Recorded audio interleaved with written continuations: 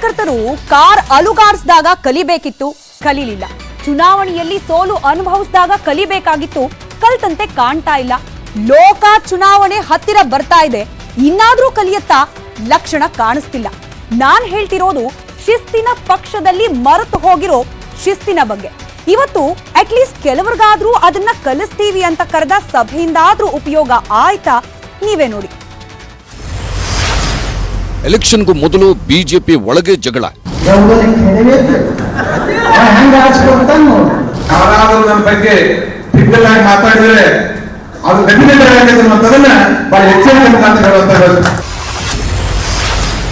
Election ಮುಗಿದು 50 ದಿನ ಮುಗಿದ್ರೂ ಅದೇ ಜಗಳ. ಅಧಿಕಾರದಲ್ಲಿದ್ದ ಬಿಜೆಪಿ ಅಧಿಕಾರ ಕಳ್ಕೊಂಡು ಮೂಲೆಗುಂಪಾಗಲು ಕಾರಣಗಳು ಹತ್ತಾರಿದ್ರು ಬಿಜೆಪಿ ಪಕ್ಷದ ಒಳಜಗಳಗಳೇ ಪ್ರಮುಖವಾದವು. ಚುನಾವಣೆ ಹೊತ್ತಲ್ಲಿ ಶುರುವಾದ ಜಗಳ ಚುನಾವಣೆ ಮುಗಿದ್ಮೇಲೂ ನಿಂತಿಲ್ಲ. ಬಹಿರಂಗವಾಗಿ ರೇಣುಕಾಚಾರ್ಯ ಕಟೀಲ್ ವಿರುದ್ಧ, ಬೊಮ್ಮಾಯಿಯವರ ವಿರುದ್ಧ, ಯತ್ನಾಳ್ ನಿರಾಣಿ ವಿರುದ್ಧ ಇರೋಬರೋ ಸಿಟ್ಟನ್ನೆಲ್ಲ ಹೊರಹಾಕ್ತಿದ್ದಾರೆ. ಲೋಕಸಭೆ ಚುನಾವಣೆ ಹತ್ತಿರ ಬರ್ತಿದ್ದಂಗೆ ಮತ್ತೆ ವರಸೆ ತೆಗೆದಿದ್ದಾರೆ. ಬಿಜೆಪಿಯವರ ಜಗಳವನ್ನೇ ಬಂಡವಾಳ ಮಾಡಿಕೊಂಡು ಅಧಿಕಾರಕ್ಕೆ ಬಂದಿರೋ ಕಾಂಗ್ರೆಸ್ಗೆ ಇವ್ರ ಜಗಳ ಒಂಥರ ಹಬ್ಬದೂಟ. ಅದಕ್ಕೆ ಸಾಕ್ಷಿ ಈ ಟ್ವೀಟ್ಗಳು. ಬಿಜೆಪಿಯ ಅಂತರಂಗದ ಸತ್ಯಗಳನ್ನು ನಾವು ಮೊದಲೇ ಹೇಳಿದ್ದೆವು, ಈಗ ಅವರ ಬಾಯಲ್ಲೇ ಹೊರಬರುತ್ತಿದೆ. ಬೊಮ್ಮಾಯಿ ಪಪೆಟ್ ಸಿಎಂ ಆಗಿದ್ರು, ಬೊಮ್ಮಾಯಿಯವರ ಕೈ ಕಟ್ಟಿ ಹಾಕಿದ್ರು ಅಂತ ರೇಣುಕಾಚಾರ್ಯ ಹೇಳಿದ್ರು. ನಳಿನ್ ಕುಮಾರ್ ಕಟೀಲ್ ನಾಮಕಾವಸ್ಥೆಯ ಅಸಮರ್ಥ ಅಧ್ಯಕ್ಷರು ಎಂದಿದ್ದೆವು. ರೇಣುಕಾಚಾರ್ಯ ಕಟೀಲ್ ಸಂತೋಷಕೂಟದ ಕೈಗೊಂಬೆ ಎಂದಿದ್ದಾರೆ. ಯಡಿಯೂರಪ್ಪರ ಪದಚ್ಯುತಿ ಹಿಂದೆ ಸಂತೋಷಕೂಟದ ಆಟವಿದೆ ಎಂದಿದ್ದೆವು. ಇದೇ ವಿಷಯವನ್ನ ಇಂದು ಬಿಜೆಪಿಗರು ಹೇಳುತ್ತಿದ್ದಾರೆ. ವಲಸಿಗರನ್ನು ಬಿಜೆಪಿ ಎಂದಿಗೂ ಒಪ್ಪಿಕೊಳ್ಳುವುದಿಲ್ಲ ಎಂದಿದ್ದೆವು. ಈಶ್ವರಪ್ಪ ಈಗ ಹಾಗೆಯೇ ಮಾತಾಡಿದ್ದಾರೆ. ಈಗ ಬಿಜೆಪಿ ವರ್ಸಸ್ ಆರ್ಎಸ್ಎಸ್ ಆಟ ಶುರುವಾಗಿದೆ. ಪಂಚಪಡೆ ಗೆಲ್ಲುವುದೋ ಬಿಎಸ್ವೈ ಬ್ರಿಗೇಡ್ ಗೆಲ್ಲುವುದೋ ಕಾಲವೇ ಉತ್ತರಿಸಲಿದೆ ಅಂತ ಕಾಂಗ್ರೆಸ್ ಟ್ವೀಟ್ ಹಾಕಿದೆ. ಮನೆ ಒಳಗಿನ ಕಿಚ್ಚು ಮನೆಯ ಸುಡದೆ ನೆರೆ ಮನೆಯ ಸುಡದು ಅನ್ನೋ ನಾಣ್ಣುಡಿ ಈಗ ಬಿಜೆಪಿಗೆ ಅರ್ಥ ಆಗಿದೆ. ಕೆಟ್ಟ ಮೇಲೆ ಬುದ್ಧಿ ಬಂತು, ಅಟ್ಟದ ಮೇಲೆ ಒಲೆ ಉರಿತು ಅನ್ನೋ ಗಾದೆ ಮಾತು ಅನ್ವಯ ಆಗ್ತಿದೆ. ಎಲ್ಲಾ ಮುಗಿದು ಹೋದ್ಮೇಲೆ ರಾಜ್ಯ ಬಿಜೆಪಿ ಶಿಸ್ತು ಸಮಿತಿಯವರು ಇವತ್ತು ನಿದ್ದೆಯಿಂದ ಎದ್ದೆದ್ರು.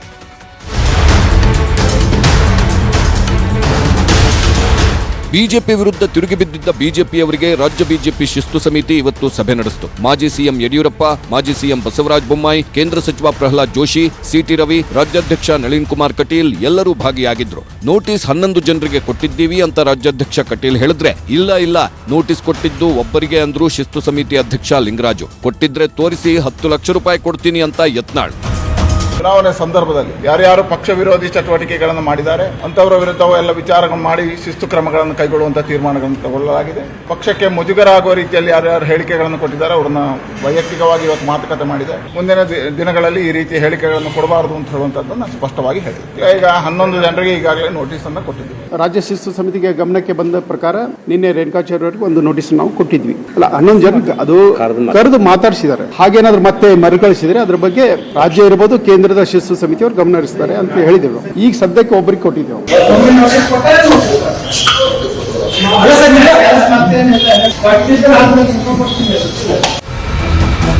ಬಿಜೆಪಿ ನಾಯಕರಲ್ಲೇ ಇಷ್ಟೊಂದು ಗೊಂದಲ, ಶಿಸ್ತು ಸಮಿತಿ ನಾಯಕರಲ್ಲೇ ಕ್ಲಾರಿಟಿ ಇರಲಿಲ್ಲ. ಇಷ್ಟೆಲ್ಲ ನೋಡಿದ್ಮೇಲೆ ರೇಣುಕಾಚಾರ್ಯ ಕುಟುಕಿದ್ರು. ನೋಟಿಸ್ ಬಂದಾಗಲೇ ಮಾಧ್ಯಮದ ಸ್ನೇಹಿತರಿಗೆ ಮತ್ತು ನಾಡಿನ ಜನತೆಗೆ, ನಮ್ಮ ಕಾರ್ಯಕರ್ತರು, ಮುಖಂಡರಿಗೆ ಭಾರತೀಯ ಜನತಾ ಪಾರ್ಟಿಯಲ್ಲಿ ಶಿಸ್ತು ಪಾಲನಾ ಸಮಿತಿ ಇದೆ ಅಂತ ಗೊತ್ತಾಗಿದ್ದು ನಿನ್ನೆ ಮಧ್ಯಾಹ್ನದಿಂದ. ಅದು ರೇಣುಕಾಚಾರ್ಯ ನೋಟಿಸ್ ಕೊಟ್ಟ ಮೇಲೆ ಗೊತ್ತಾಗಿದ್ದು. ರೇಣುಕಾಚಾರ್ಯ ಯಾಕೆ ನೋಟಿಸ್, ಬೇರೆಯವ್ರಿಗೆ ಯಾಕೆ ನೋಟಿಸ್ ಕೊಟ್ಟಿಲ್ಲ? ಯಾರೇನೇನು ಅತಿರಥ ಮಾರಾತ್ರ ಮಾತಾಡಿದ್ರೆ ಎಲ್ಲ ಗೊತ್ತಿದೆ ನನಗೆ. ಅವ್ರಿಗೆ ಯಾಕೆ ನೋಟಿಸ್ ಇಲ್ಲ? ರೇಣುಕಾಚಾರ್ಯ ಬಿಟ್ಟು ಸಿಕ್ಬಿಡೋಣ. ನಾನು ಕ್ರಿಯೇಟಿವ್ ರಾಜಕಾರಣಿ, ಸ್ಕ್ರಾಪ್ ರಾಜಕಾರಣಿ ಅಲ್ಲ. ಮಾತಿಗೆ ಮನ್ನಣೆಯನ್ನು ಕೊಳ್ಳಿ ಅದರ ಪ್ರತಿಫಲ ಬಿಜೆಪಿ ಯಡಿಯೂರಪ್ಪನ ಕಣ್ಣೀರಲ್ಲಿ ಕೊಚ್ಚೋಯ್ತು ಅಂತ ಹೇಳಿದ್ರು. ಅದು ಸತ್ಯ ಆಯ್ತಲ್ಲ? ಸತ್ಯ ನಿಮಗೆ ಕೈ ಆಗುತ್ತಾ? ಸತ್ಯವನ್ನ ಮಾತಾಡಿದ್ರೆ ಕೈ ಆಗುತ್ತಾ? ಸಂಘ ಪರಿವಾರದವರು ತಿಳಿಸಿದೆ ಸರ್.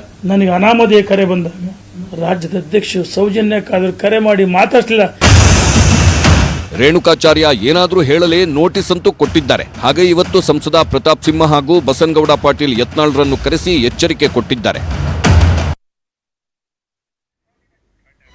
ಅಲ್ಲಿಗೆ ಶಿಸ್ತು ಕಲಿಸ್ತೀವಿ ಅಂತ ಕರೆದದ್ದು ಎಷ್ಟು ಮಂದಿನ? ಗೊಂದಲ. ಕರೆದದ್ದು ಬರೀ ಮಾತಲ್ಲ ಅಥವಾ ನೋಟಿಸ್ ಮೂಲಕನಾ? ಇಲ್ಲ ಸ್ಪಷ್ಟ ಉತ್ತರ. ಒಬ್ರಿಗೆ ಮಾತ್ರ ಅಂದ್ರೆ ಇನ್ನೊಬ್ರು 10-11 ಮಂದಿಗೆ ಅಂತಾರೆ. ನಮಗ್ ಸಿಕ್ಕಿರೋ ಮಾಹಿತಿ ಪ್ರಕಾರ ಶಿಸ್ತಿನ ಪಾಠ ಹೇಳಿಸ್ಕೊಳ್ಳೋಕೆ ಕರೆ ಹೋಗಿದ್ದು ಇಷ್ಟು ಮಂದಿಗೆ. ಬಿಜೆಪಿ ಶಿಸ್ತು ಸಮಿತಿ ನೋಟಿಸ್ ಬಸನಗೌಡ ಪಾಟೀಲ್ ಯತ್ನಾಳ್ ಅವರು ಮಾಜಿ ಕೇಂದ್ರ ಸಚಿವರು ಹಾಲಿ ಶಾಸಕರು ಅವ್ರಿಗೂ ಕೂಡ ಹೋಗಿದೆ ನೋಟಿಸ್. ಮುರುಗೇಶ್ ನಿರಾಣಿ ಮಾಜಿ ಸಚಿವರು ಅವ್ರಿಗೂ ಕೂಡ ಇನ್ನು ಮುಂದೆ ಹೇಗ್ ಬೇಕೋ ಹಾಗೆ ಮಾತನಾಡೋ ಹಾಗಿಲ್ಲ ಅನ್ನೋ ವಾರ್ನಿಂಗ್ ಹೋಗಿದೆ ನೋಟಿಸ್ನ ಮೂಲಕ. ಇನ್ನು ಎಂಪಿ ರೇಣುಕಾಚಾರ್ಯ ಅವರು ಪುಂಖಾನುಪುಂಖವಾಗಿ ಮಾತನಾಡ್ತಿದ್ದಾರೆ, ನೋಟಿಸ್ ಕೈ ಸೇರಿದ್ರೂ ಕೂಡ ಮಾತನಾಡ್ತಿದ್ದಾರೆ. ಅವರನ್ನ ಕೂಡ ಈ ಪಟ್ಟಿಯಲ್ಲಿ ಇನ್ಕ್ಲೂಡ್ ಮಾಡಿಕೊಳ್ಳಲಾಗಿತ್ತು. ಹಾಗೆ ಎಎಸ್ ಪಾಟೀಲ್ ನಡಹಳ್ಳಿ ಅವರು ಮಾಜಿ ಶಾಸಕರು, ಅವರನ್ನ ಕೂಡ ಈ ಶಿಸ್ತು ಪಾಲನಾ ಸಮಿತಿ ಒಂದ್ ರೀತಿ ಶಿಸ್ತಲ್ಲಿ ಇರಬೇಕು ಅನ್ನೋ ಪಾಠ ಹೇಳೋ ಪ್ರಯತ್ನ ಮಾಡಿದೆ ಅನ್ನೋ ಮಾಹಿತಿ ನ್ಯೂಸ್ 18ಗೆ ಲಭ್ಯ ಆಗಿದೆ. ಇನ್ನು ಸಂಸದರು ಪ್ರತಾಪ್ ಸಿಂಹ ಅವರು ಕೂಡ ಅಡ್ಜಸ್ಟ್ಮೆಂಟ್ ಪಾಲಿಟಿಕ್ಸ್ ನ ಬಗ್ಗೆ ಮಾತನಾಡಿದ ನಂತರದಲ್ಲಿ ಪಕ್ಷಕ್ಕೆ ಮುಜುಗರ ಆಯಿತು. ಹೀಗಾಗಿ ಅವರಿಗೂ ಕೂಡ ಇನ್ನು ಮುಂದೆ ಮಾತನಾಡುವಾಗ ಜಾಗರೂಕರಾಗಿರಿ ಅನ್ನೋ ಸಂದೇಶ ರವಾನೆ ಆಗಿದೆ. ಇನ್ನು ಬಿಜೆಪಿಯ ಮುಖಂಡ ತಮೇಶ್ ಗೌಡ ಅವರಿಗೂ ಕೂಡ ಮಾತು ಹದವಸ್ತಲ್ಲಿ ಇರಲಿ ಅನ್ನೋ ಸೂಚನೆ ರವಾನೆ ಆಗಿದೆ. ಇತ್ತ ಮಾಜಿ ಸಚಿವರು ಸಿಪಿ ಯೋಗೇಶ್ವರ್ ಅವರನ್ನ ಕೂಡ ಇವತ್ತು ಶಿಸ್ತು ಪಾಲನಾ ಸಮಿತಿಯವರು ಮಾತನಾಡಿಸೋ ಪ್ರಯತ್ನ ಮಾಡಿದ್ದಾರೆ ಅಂತ ಹೇಳಲಾಗ್ತಾ ಇದೆ. ವೀರಣ್ಣ ಚರಂತಿಮಠ್ ಮಾಜಿ ಶಾಸಕರು ಅವ್ರಿಗೂ ಕೂಡ ಮಾತನಾಡುವಾಗ ಪಕ್ಷದ ವರ್ಚಸ್ಸು ಹಾಗೆ ಪಕ್ಷಕ್ಕೆ ಡ್ಯಾಮೇಜ್ ಆಗದೇ ಇರೋ ರೀತಿಯಲ್ಲಿ ಗಮನ ವಹಿಸಿ ಅಂತ ಹೇಳಿ ಸೂಚನೆ ನೀಡಲಾಗಿದೆ. ಕೇವಲ ಇಷ್ಟಕ್ಕೆ ನಿಲ್ಲಿಲ್ಲ, ಮತ್ತೊಬ್ಬ ಸಂಸದ ಭಗವಂತ್ ಖೂಬಾ ಅವ್ರಿಗೂ ಕೂಡ ಮಾತಿನ ಮೇಲೆ ಸ್ವಲ್ಪ ಗಮನ ಇದ್ರೆ ಒಳ್ಳೇದು ಅನ್ನೋ ಸೂಚನೆ ರವಾನೆಯಾಗಿದೆ. ಶಾಸಕ ಎಸ್ ಮುನಿರಾಜು ಅವರನ್ನ ಕೂಡ ಈ ಪಟ್ಟಿಯಲ್ಲಿ ಇನ್ಕ್ಲೂಡ್ ಮಾಡಿಕೊಳ್ಳಲಾಗಿದೆ. ಆದರೆ ಈ ಬಗ್ಗೆ ಸ್ಪಷ್ಟ ಮಾಹಿತಿ ಬಿಜೆಪಿ ಮೂಲದಿಂದ ಹೊರ ಬರ್ತಾ ಇರೋದು ಇನ್ನೂ ಬಾಕಿ ಉಳಿದಿದೆ. ಇನ್ನು ಕಾಂಗ್ರೆಸ್ ಕಡೆ ಗಮನ ಕೊಡೋಣ. 5 ಅಂದು ಕೇವಲ 1 ಗ್ಯಾರಂಟಿ ಕೊಟ್ಟು ಉಳಿದ 4 ವೇಟಿಂಗ್ ಲಿಸ್ಟ್ ನಲ್ಲಿ ಇಟ್ಟಿದ್ದ ಕಾಂಗ್ರೆಸ್ ಅಧಿವೇಶನ ಹತ್ತಿರವಾಗ್ತಾ ಇದ್ದಂತೆ ಎಚ್ಚೆತ್ತುಕೊಂಡಿದೆ. ಇದೇ ಅಸ್ತ್ರವಾದ್ರೆ ಉತ್ತರ ಕೊಡೋದು ಹೇಗೆ ಅಂತ ಫಟಾಫಟ್ ಅಂತ ನಾಳೆನೆ 12ಕ್ಕೆ ಚಾಲನೆ ಕೊಡ್ತಿದೆ.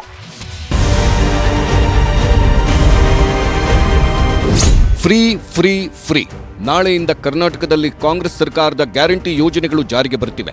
ದೇಶ ಸುತ್ತಿದ್ರೂ ಅಕ್ಕಿ ಹೊಂದಿಸೋಕಾಗದ ಸರ್ಕಾರ ಜನರಿಗೆ ಅಕ್ಕಿ ಭಾಗ್ಯದ ಬದಲು 170 ರೂಪಾಯಿ ಕೊಡಲು ಮುಂದಾಗಿದೆ. ಆದರೆ ಬ್ಯಾಂಕ್ ಖಾತೆಗೆ ಆಧಾರ್ ಲಿಂಕ್ ಆಗಿರಲೇಬೇಕು. 199 ಭಾಗ ಅಕೌಂಟ್ ಇದೆ ಅಂತ ನಮಗೆ ಮಾಹಿತಿ ಇದೆ. ಒಂದು ವೇಳೆ ಅಕೌಂಟ್ ಇಲ್ಲದೆ ಇರುವಂತವರು ಪಡಿತರ ಚೀಟಿ ಹೊಂದಿರೋರು ಮನೆಯ ಪಡಿತರ ಚೀಟಿ ಯಾರ ಹೆಸರಲ್ಲಿದೆ ಅವರು ಅಕೌಂಟ್ ಅನ್ನ ಮಾಡಿಕೊಳ್ಬೇಕು. ರಾಜ್ಯದಲ್ಲಿ 1,11 ಲಕ್ಷಕ್ಕೂ ಹೆಚ್ಚು ಬಿಪಿಎಲ್ ಕಾರ್ಡ್ ಇದ್ದು 3,70 ಲಕ್ಷಕ್ಕೂ ಹೆಚ್ಚು ಫಲಾನುಭವಿಗಳಿದ್ದಾರೆ. 10 ಲಕ್ಷಕ್ಕೂ ಹೆಚ್ಚು ಅಂತ್ಯೋದಯ ಕಾರ್ಡ್ ಇದ್ದು 44 ಲಕ್ಷಕ್ಕೂ ಹೆಚ್ಚು ಫಲಾನುಭವಿಗಳಿದ್ದಾರೆ. ಹೀಗಾಗಿ ತಿಂಗಳಿಗೆ ಸರ್ಕಾರ 750 ರಿಂದ 800 ಕೋಟಿ ರೂಪಾಯಿ ವೆಚ್ಚ ಮಾಡಬೇಕಾಗಿದೆ. ಇಂದು ಮಧ್ಯರಾತ್ರಿ 12 ಗಂಟೆಯಿಂದ ಗೃಹಜ್ಯೋತಿ ಯೋಜನೆಯೂ ಅನ್ವಯ ಆಗಲಿದೆ. 200 ಯೂನಿಟ್ ಒಳಗೆ ಬಳಸಿದ್ರೆ ಜುಲೈ ತಿಂಗಳ ಕರೆಂಟ್ ಬಿಲ್ ಕಟ್ಟಂಗಿಲ್ಲ. ಈ ಗ್ಯಾರಂಟಿ ಜಾರಿಗೆ ಇರೋ ಸವಾಲುಗಳಲ್ಲಿ ಬಹಳ ಮುಖ್ಯವಾಗಿರೋದು ಅದರ ದುರುಪಯೋಗ ತಡೆಯೋದು. ಅದರಲ್ಲಿ ನೇರವಾಗಿ ಬ್ಯಾಂಕಿಗೆ ವರ್ಗಾವಣೆಯಾಗೋ ಯೋಜನೆಗಳಲ್ಲಂತೂ ಸ್ವಲ್ಪ ಯಾಮಾರಿದ್ರು. ಸರ್ಕಾರದಿಂದ ಬರೋ ದುಡ್ಡಿರ್ಲಿ, ನಮ್ಮ ಅಕೌಂಟ್ನಲ್ಲಿ ಬರೋದೆಲ್ಲ ಕಂಡವರ ಪಾಲಾಗೋ ಸಾಧ್ಯತೆ ಇದೆ. ಇದಕ್ಕೆ ಸಾಕ್ಷಿ ಗೃಹಲಕ್ಷ್ಮಿ ಹೆಸರಲ್ಲಿ ಓಪನ್ ಆಗಿರೋ ನಕಲಿ ಆಪ್ಗಳು.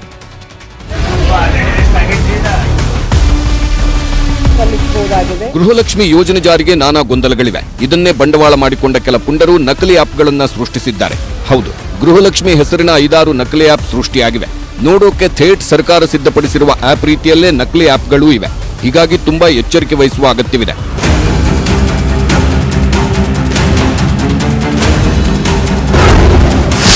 ನೀವು ಅಪ್ಪಿತಪ್ಪಿಯೂ ನಕಲಿ ಆಪ್ ಡೌನ್ಲೋಡ್ ಮಾಡಲೇಬೇಡಿ. ಯಾಕಂದ್ರೆ ಬ್ಯಾಂಕ್ ಖಾತೆ ಮೇಲೆ ಸೈಬರ್ ಖದೀಮರ ಕಣ್ಣಿರುತ್ತೆ. ಯೋಜನೆಯ ಲಾಭ ಪಡೆಯಲು ಬ್ಯಾಂಕ್ ಖಾತೆ ಡೀಟೇಲ್ಸ್ ಕೊಡಲೇಬೇಕು. ಒಂದು ವೇಳೆ ನೀವು ಯಾಮಾರಿ ಬ್ಯಾಂಕ್ ಖಾತೆ ಕೊಟ್ರಿ ಅನ್ಕೊಳ್ಳಿ, ಬ್ಯಾಂಕ್ ಅಕೌಂಟ್ನಿಂದ ಸೈಬರ್ ಖದೀಮರು ಹಣ ಎಗರಿಸ್ತಾರೆ.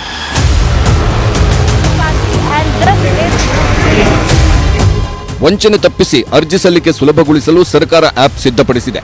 ಆದರೆ ಈವರೆಗೂ ಅರ್ಜಿ ಸಲ್ಲಿಸುವ ಪ್ರಕ್ರಿಯೆಗೆ ಚಾಲನೆ ನೀಡಿಲ್ಲ. ಯಾವುದೇ ಸರ್ಕಾರಿ ವೆಬ್ಸೈಟ್ನಲ್ಲಿ ನೋಂದಣಿ ಪ್ರಕ್ರಿಯೆ ನಡೆಯುತ್ತಿಲ್ಲ ಎಂದು ಮಹಿಳಾ ಮತ್ತು ಮಕ್ಕಳ ಕಲ್ಯಾಣ ಇಲಾಖೆ ಅಧಿಕಾರಿಗಳು ಸ್ಪಷ್ಟನೆ ನೀಡಿದ್ದಾರೆ. ಇನ್ನು ಉಚಿತ ಪ್ರಯಾಣದ ಕಾರಣದಿಂದಾಗಿ ಮಹಿಳೆಯರು ಖಾಸಗಿ ಬಸ್ಸನ್ನ ಬಿಟ್ಟು ಸಾರಿಗೆ ಸಂಸ್ಥೆಗಳ ಬಸ್ ಅನ್ನ ಏರ್ತಾ ಇದ್ದಾರೆ. ಅದರೊಂದಿಗೆ ಅವರ ಜೊತೆಗೆ ಕುಟುಂಬದ ಪುರುಷರು ಕೂಡ ಸಾರಿಗೆ ಸಂಸ್ಥೆಗಳ ಬಸ್ ಕಡೆಗೇನೆ ಮುಖ ಮಾಡ್ತಿರೋದ್ರಿಂದ ವರಮಾನದಲ್ಲಿ ಗಣನೀಯ ಪ್ರಮಾಣದಲ್ಲಿ ಸಾರಿಗೆ ಸಂಸ್ಥೆಗಳು ಏರಿಕೆಯನ್ನ ಕಾಣ್ತಾ ಇದೆ. ಹಾಗಾದ್ರೆ ಈ ಶಕ್ತಿ ಯೋಜನೆ ಸಾರಿಗೆ ಸಂಸ್ಥೆಗಳ ವರಮಾನಕ್ಕೆ ಯಾವ ರೀತಿ ಶಕ್ತಿ ತುಂಬುತ್ತಾ ಇದೆ ಗಮನಿಸ್ತಾ ಹೋಗೋಣ ಇಲಾಖಾವಾರು. ಮೊದಲನೇದಾಗಿ ಕೆಎಸ್ಆರ್ಟಿಸಿ ಜೂನ್ 11ಕ್ಕೆ ಮೊದಲು ಅಂದ್ರೆ ಈ ಒಂದು ಯೋಜನೆ ಅನುಷ್ಠಾನ ಆಗೋದಕ್ಕೆ ಮುಂಚೆ ಇದ್ದ ಲೆಕ್ಕಾಚಾರ, ಅದಾದ್ಮೇಲೆ ಆದ ಬದಲಾವಣೆಯನ್ನ ಗಮನಿಸ್ತಾ ಹೋಗೋಣ. ಒಟ್ಟು 9.95 ಕೋಟಿಯಷ್ಟು ಹಣ ಸಂಗ್ರಹ ಆಗ್ತಾ ಇತ್ತು ಜೂನ್ 11ಕ್ಕೂ ಮೊದಲು, ಅಂದ್ರೆ ಯೋಜನೆ ಜಾರಿ ಆಗ್ಲಿಕ್ಕೆ ಮೊದಲು. ಅದಾದ ನಂತರದಲ್ಲಿ 11.51 ಕೋಟಿಯಷ್ಟು ಹಣ ಸಂಗ್ರಹ ಆಗ್ತಾ ಇರುವ ಬಗ್ಗೆ ಇಲಾಖೆಯಿಂದ ಮಾಹಿತಿ ಲಭ್ಯವಾಗ್ತಿದೆ. ಇನ್ನು 24.45 ಲಕ್ಷ ಮಂದಿ ಪ್ರಯಾಣವನ್ನ ಮಾಡ್ತಾ ಇದ್ರು ಶಕ್ತಿ ಯೋಜನೆ ಅನುಷ್ಠಾನಕ್ಕೆ ಮೊದಲು. ಜೂನ್ 11ರ ನಂತರದಲ್ಲಿ 31.82 ಲಕ್ಷ ಜನ ಪ್ರಯಾಣವನ್ನ ಮಾಡ್ತಾ ಇದ್ದಾರೆ. ಬಿಎಂಟಿಸಿ ಲೆಕ್ಕಾಚಾರ ಕೂಡ ನಾವು ಗಮನಿಸ್ಬಿಡೋಣ. ಜೂನ್ 11ಕ್ಕೆ ಮೊದಲು 4.62 ಕೋಟಿಯಷ್ಟು ಹಣ ಸಂಗ್ರಹ ಆಗ್ತಾ ಇತ್ತು. ಇದಾದ ನಂತರದಲ್ಲಿ 5.18 ಕೋಟಿ ಹಣ ಸಂಗ್ರಹ ಆಗ್ತಾ ಇದೆ. ಪ್ರಯಾಣಿಕರ ಸಂಖ್ಯೆಯಲ್ಲೂ ಕೂಡ ಗಣನೀಯ ಏರಿಕೆ. 31.49 ಲಕ್ಷ ಮಂದಿ ಪ್ರಯಾಣವನ್ನ ಮಾಡ್ತಾ ಇದ್ರು. ಈಗ 38.34 ಲಕ್ಷ ಜನ ಬಿಎಂಟಿಸಿ ಬಸ್ನಲ್ಲಿ ಪ್ರಯಾಣವನ್ನ ಮಾಡ್ತಾ ಇದ್ದಾರೆ. ಇನ್ನು NWKRTC ಅದರ ಪ್ರಯಾಣ ಹಾಗೆ ಅದಕ್ಕೆ ಬರ್ತಾ ಇರೋ ವರಮಾನದಲ್ಲೂ ಕೂಡ ಹೆಚ್ಚಳ ಆಗಿದೆ. ಗಮನಿಸ್ತಾ ಹೋಗೋಣ. ಜೂನ್ 11ಕ್ಕೂ ಮೊದಲು 4.75 ಕೋಟಿಯಷ್ಟು ಹಣ ಸಂಗ್ರಹ ಆಗ್ತಾ ಇತ್ತು. ಈಗ 6.48 ಕೋಟಿ ಹಣ ಸಂಗ್ರಹ ಆಗ್ತಾ ಇದೆ. ಇನ್ನು ಶಕ್ತಿ ಯೋಜನೆ ಅನುಷ್ಠಾನಕ್ಕೆ ಮುಂಚೆ 17.48 ಲಕ್ಷ ಜನ NWKRTCಯನ್ನ ಉಪಯೋಗಿಸ್ಕೊಳ್ತಾ ಇದ್ರು. ಈಗ 11ರ ನಂತರ ಜೂನ್ 11ರ ನಂತರ 23.38 ಲಕ್ಷ ಮಂದಿ ಪ್ರಯಾಣವನ್ನ ಮಾಡ್ತಿದ್ದಾರೆ. ಇಷ್ಟಕ್ಕೆ ನಿಲ್ಲಿಲ್ಲ. ಕಲ್ಯಾಣ ಕರ್ನಾಟಕದ ಸಾರಿಗೆ ಸಂಸ್ಥೆಗಳಲ್ಲೂ ಕೂಡ ವರಮಾನದ ಹೆಚ್ಚಳ ಆಗಿರೋದನ್ನ ನಾವು ಗಮನಿಸಬಹುದು. ಜೂನ್ 11ಕ್ಕೆ ಮುಂಚೆ 4.9 ಕೋಟಿ ಹಣ ಸಂಗ್ರಹ ಆಗ್ತಿದ್ದ ಕಡೆಯಲ್ಲಿ ಈಗ 5.77 ಕೋಟಿ ಹಣ ಸಂಗ್ರಹ ಆಗ್ತಾ ಇದೆ. ಹಾಗೆ 11.49 ಲಕ್ಷ ಜನ ಪ್ರಯಾಣವನ್ನ ಮಾಡ್ತಾ ಇದ್ರು. ಈಗ ಪ್ರಯಾಣಿಕರ ಸಂಖ್ಯೆಯಲ್ಲಿ ಏರಿಕೆಯಾಗಿ 15.48 ಲಕ್ಷ ಜನ ಪ್ರಯಾಣವನ್ನ ಮಾಡ್ತಿದ್ದಾರೆ ಅನ್ನೋ ಮಾಹಿತಿ ಇದೆ. ಕೇವಲ ಇಷ್ಟಕ್ಕೆ ನಿಲ್ಲಿಲ್ಲ. ರಾಜ್ಯ ಸರ್ಕಾರದ ಹೊಣೆಗಾರಿಕೆ ಎಷ್ಟರ ಮಟ್ಟಿಗಿದೆ? ಈಗ ವರಮಾನ ಏನೋ ಹೆಚ್ಚಿಗೆ ಆಗಿದೆ, ಆದ್ರೆ ಟಿಕೆಟ್ಗೆ ದುಡ್ಡು ಕೊಡ್ತಿಲ್ವಲ್ಲ, ಲಾಭ ಹೇಗೆ ಅನ್ನೋ ಪ್ರಶ್ನೆಗೆ ಸರ್ಕಾರದ ಕಡೆಯಿಂದ ಉತ್ತರ ಬರೋದಿದೆ. ಹೇಗೆ?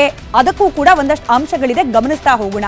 ಈ ಶಕ್ತಿ ಯೋಜನೆ ಸಕ್ಸಸ್ ಆಯಿತು ಅಂತ ಹೇಳಿ ಸರ್ಕಾರ ಖುಷಿ ಪಡಬೇಕಾದ ಅವಶ್ಯಕತೆ ಇಲ್ಲ. ಸಾರಿಗೆ ಸಂಸ್ಥೆಗಳು ಖುಷಿ ಪಡ್ಬೋದು, ಆದ್ರೆ ಸರ್ಕಾರ ಖುಷಿ ಪಡೋ ಅವಶ್ಯಕತೆ ಇಲ್ಲ. ಯಾಕೆಂದ್ರೆ ಮಹಿಳೆಯರ ಪ್ರಯಾಣ ಹೆಚ್ಚಾದಷ್ಟು ಸರ್ಕಾರಕ್ಕೆ ಹೊರೆ ಆಗ್ತಾ ಹೋಗುತ್ತೆ.